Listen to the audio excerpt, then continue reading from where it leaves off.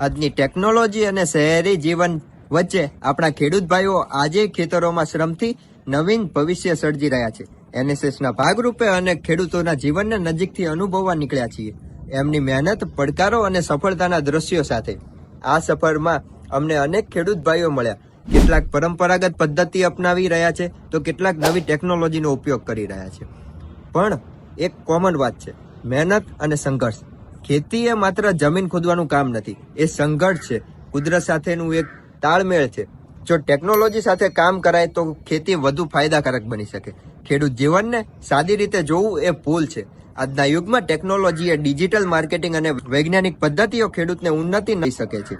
અમારા માટે આ એનએસએસ યાત્રા એક નવી શિખામણ છે. અહીં મહેનત છે, મગજ છે અને અહીં પ્રાકૃતિક સાથે જીવવાની એક અનોખી કળા છે. આપણે ખેડૂત ભાઈઓ સાથે જોડાઈએ, એમની સમસ્યાઓને સમજીએ અને ઉકેલ લાવીએ.